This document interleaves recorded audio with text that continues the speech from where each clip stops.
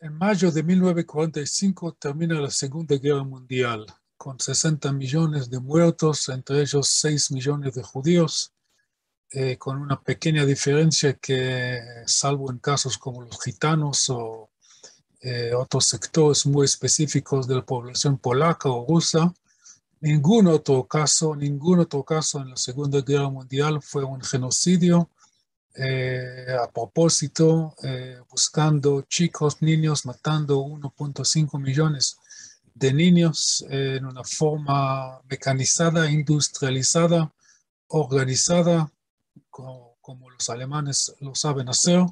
Y con eso no estoy diciendo que todos los alemanes son iguales y que hasta hoy son nazis, para nada. No es el momento ni el lugar de tocar el tema del nazismo de punto de vista de Alemania o del continente, sino solamente mencionar la otra fecha que tiene que ver con nuestro curso, ¿no? La otra fecha sería que exactamente 3 años más tarde, casi exactamente, porque la guerra termina el 8 de mayo y el Estado de Israel, Ben-Gurión lo declara en el 14 de mayo de 1948, entonces tenemos solamente 3 años de diferencia entre el punto más bajo en la historia del pueblo judío, un genocidio, exterminación de 1/3 de este pueblo, y si contamos los millones que no vivían en Europa, entonces el porcentaje es mucho más alto, porque en aquel entonces vivían por lo menos 6 millones desde los 18 millones que contaba el pueblo judío al estallar la guerra. Por lo menos 7 millones estaban viviendo fuera de Europa. Entonces, fuera de los 11 millones más o menos que vivían en Europa, más de la mitad fueron exterminados por los nazis y sus ayudantes. Y en poco tiempo, relativamente en términos de historia, es un instante, en 3 años, nace el Estado de Israel. ¿Y por qué tiene importancia? Porque muchos, no solamente judíos y gente que aman al Estado de Israel, sino también los grandes, los peores enemigos del Estado de Israel y de los judíos, los dos lados de estos dos opuestos lados están de acuerdo sobre un hecho, para ellos, hecho histórico, que en realidad no era hecho. ¿Cuál es el hecho que no es real? Que la fundación del Estado judío fue el resultado de la Shoah. Entonces, para la gente que están identificados con el pueblo judío y con el Estado judío y con el sionismo, ellos como toman un consuelo, ¿no? Que ya que 1/3 del pueblo judío fue exterminado, por lo menos algo positivo salió de este desastre, es decir, el Estado de Israel. Y los otros que son del otro lado, que dicen que el Estado de Israel ni siquiera tiene derecho de existir, dicen que pobres árabes, que tienen ellos la culpa, si bien existía el holocausto, porque hay también negadores del holocausto que dicen que es un invento judío que justamente fue utilizado para sacar provecho, tanto un Estado como toda la plata de recompensaciones que los judíos han recibido en forma particular y en forma pública desde los años 50, ¿no es cierto? Entonces, sin hablar todavía de los negadores del holocausto, de la Shoah, ellos dicen qué tienen que ver los árabes con lo que han hecho los europeos. ¿Por qué?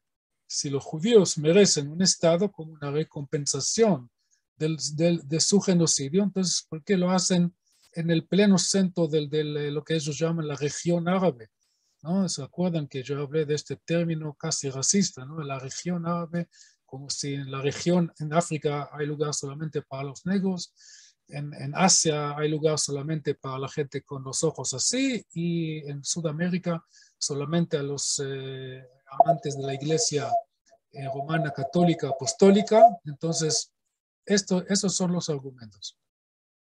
Y como yo dije anteriormente, en ambos casos, sea amante de Sion o sea el peor enemigo de Sion, pro-sionista o anti-sionista, este hecho, entre comillas, no es hecho. O sea, no hay absolutamente nada que ver de punto de vista del proceso político internacional que otorgó a los judíos establecer su estado el 14 de mayo de 1948, desde el punto de vista legal, o sea, desde el punto de vista de los conceptos de la comunidad internacional que fueron aplicados a través de la ONU, no hay ninguna, pero absolutamente ninguna conexión entre el genocidio del pueblo judío y el establecimiento del Estado de Israel. Ahora, desde el punto de vista del sionismo, los sionistas no necesitaban Hitler para entender que los judíos necesitan un hogar nacional.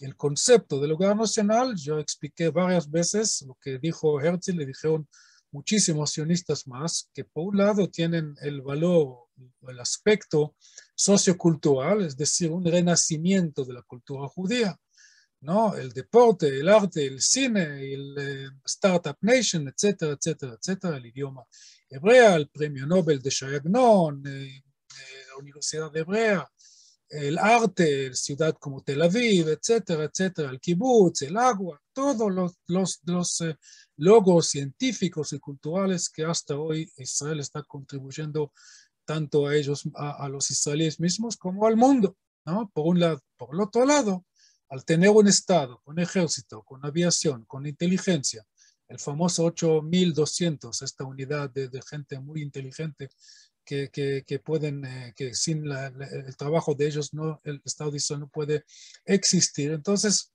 claro que para los sionistas no hizo falta un Hitler para entender que un hogar nacional para los judíos es esencial. Entonces, desde el punto de vista de los sionistas, la Shoah no solamente que no contribuyó nada filosóficamente, sino que en el aspecto tangible, es decir, con la muerte de 6 millones de los judíos, entonces estamos hablando de una pérdida enorme en términos de recursos humanos. En 1939 están quedando dentro de Europa por lo menos 100,000 jóvenes que estaban esperando a recibir la visa, lo que llamaban en aquel entonces los certificados de parte del gobierno británico para llegar a la tierra de Israel y construirla. En aquel entonces habían 450,000 judíos. Imagínense 100,000 más jóvenes judíos, qué tipo qué nivel de contribución podían realizar. En cambio, gran parte de esos 100,000 morían en los bosques, en los guetos, en Auschwitz, algunos peleando contra los nazis, otros defendiendo sus familias, y cada uno puede juzgar. Yo creo que no se puede juzgar, pero es cuestión de gusto. Yo no juzgo cualquier decisión que tomó cualquier judío en estos años horribles, tanto para los judíos como para toda la humanidad. Entonces, de punto de vista, estoy resumiendo, de punto de vista del sionismo, lo que hizo Hitler y sus ayudantes no tiene absolutamente nada que ver con la creación, con el deseo de crear, de fundar un Estado judío. Ahora, de punto de vista internacional, cuando uno lee el documento que sirvió como la base para la decisión que tomó la ONU el 29 de noviembre de 1947 a repartir Palestina, el territorio del mandato británico de Palestina, solamente en la orilla occidental de Jordán, del río del Jordán, entre el Jordán y el Mediterráneo. La decisión de la ONU, conocida como la resolución 181, que fue apoyada por 33 países, muchos países de Sudamérica. Había también abstenciones, como por ejemplo de Argentina. Uruguay apoyó, y bueno, no me acuerdo toda la lista, se pueden fijar eso bien en el internet, es muy fácil. Pero esta decisión de la ONU del 29 de noviembre fue basada en el reporte de un comité especial para el caso de Palestina que se llamaba exactamente así, UNSCOP, UNSCOP, en inglés, United Nations Special Committee on Palestine. un comité que fue decidida, o sea, armar esta comisión en mayo de 1947 y este comité llega a Palestina en junio de 1947 con la intención de investigar lo que ya por lo menos tres comisiones parecidas de los ingleses, más otra comisión mezclada de ingleses y americanos que hicieron 1 año, 2 años antes. Bueno, cada uno quiere hacer el trabajo desde el principio, no hay que echar la culpa, aunque desde el punto de vista de un historiador es ridículo, que cuando uno lee todos estos documentos se ven básicamente lo mismo. Claro que el reporte del UNSCOP tenía otro elemento muy importante que no figura en reportes anteriores, pero la estructura de este reporte es muy simple. Tenemos la descripción del problema y después tenemos la solución, ¿ok? ¿Qué es la propuesta para solucionar el problema? Ahora, en cuanto al problema, el reporte de la UNSCOP no es diferente a otros reportes y el argumento es muy simple. En este territorio hay 2 pueblos. Los intereses básicos de estos 2 pueblos son totalmente opuestos, 180 grados. Lo que para un lado es sine qua non, es decir, el lado judío que está hablando de libre inmigración judía y libre asentamiento en su territorio, para los árabes es sine qua non al revés. O sea, no tienen nada contra los judíos siempre y cuando los judíos aceptan quedarse como una minoría dentro de otro país, otro estado árabe, como los judíos son una minoría en Egipto, en Siria, en Líbano, en Marruecos y claro, en Argentina, en Honduras, en México, en Estados Unidos, en cualquier lado, en Rusia, en Polonia, etcétera, etcétera, en Alemania, etcétera, etcétera, etcétera. Y los judíos ya están, por lo menos gran parte de ellos ya están podridos de ser una minoría y por ende quieren ser una mayoría, por lo menos en un pedazo de tierra en el mundo y teniendo las llaves, por lo menos de un puerto en el mundo, porque hay muchos puertos en el mundo, los judíos quieren uno. Y ellos van a fijar quién entra y quién no entra. Porque ellos hasta este momento sufren del hecho que ellos no tienen la llave y cuando los americanos deciden en 1924 que nada más de inmigración, entonces los judíos no pueden hacer nada, aunque son ciudadanos americanos. O sea, los que son ciudadanos americanos no, están en la minoría en esta decisión que se fue tomada democráticamente, no como en el caso de Argentina, que fue después de un golpe militar. Bien, entonces, ¿qué es la descripción volviendo al reporte del UNSCOP? Está explicando claramente, no solamente que estos 2 pueblos tienen intereses opuestos, son diferentes culturalmente.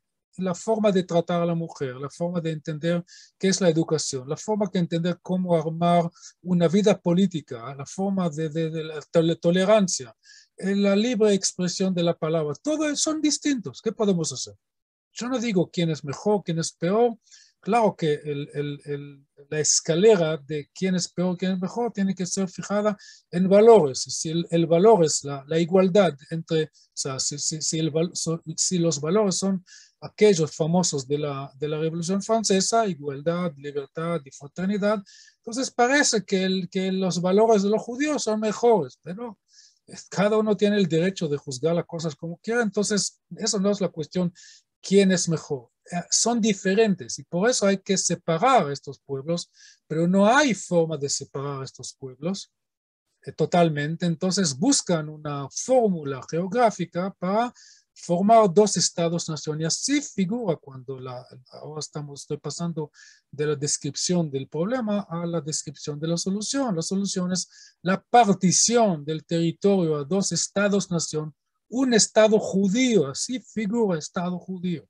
No es un invento del sionismo, ni tampoco no sé de quién. Es un documento oficial que está representando los valores de la comunidad internacional, apoyada tanto por los yanquis como por los rusos, por países pequeños como Uruguay y como países grandes como Canadá, países del occidente como Suecia y Holanda, y países del lejano oriente como la India. Así figura, Estado judío. Por el otro lado, un Estado árabe. Y en el Estado árabe va a haber una mayoría de árabes y una minoría de judíos. Y en el Estado judío va a haber una minoría árabe y una mayoría judía. Y la ONU dice claramente que ambos países deben tener un sistema democrático. Y ahí explican, en el reporte del UNSCOP, explica claramente a dónde, cómo y cuándo hay que hacer, cómo se hace una democracia. Separación de poderes, libre expresión, partidos, elecciones en fechas determinadas, respeto a lugares sagrados, etcétera, etcétera, etcétera, elementos que hasta hoy no están aplicados en bastantes países en el mundo, y no voy a mencionar en qué región, porque ustedes ya saben de qué estoy hablando y para qué todo el tiempo meter el dedo en el ojo. Entonces, eso ya en 1947. En ningún parte del reporte del UNSCOP figura el holocausto, la Shoah, o el genocidio del pueblo judío como una justificación al Estado judío. Ningún parte, o sea, la única vez, y pueden fijar directamente, váyanse al sitio, a la página web de la ONU, y ahí van a encontrar el reporte de la UNSCOP, y van a poder buscar dentro de este documento y ver si estoy mintiendo o no. Figuran la palabra nazi, figura una sola vez como un elemento que en el principio de los años 30 influyó la inmigración judía a Palestina, y este hecho está mencionado como parte de la explicación que el conflicto entre los judíos y los árabes, lo cual justifica la partición del territorio, ¿ok?, es la inmigración judía. Y de eso estuve hablando muchas veces. Así que no quiero decir lamentablemente ni desgraciadamente, o sí, hay que decir desgraciadamente, la poca distancia en tiempo entre 45 y 48 hizo que muchas personas están juntando estos dos hechos que por ser muy cercas, como si tienen que ver uno con el otro.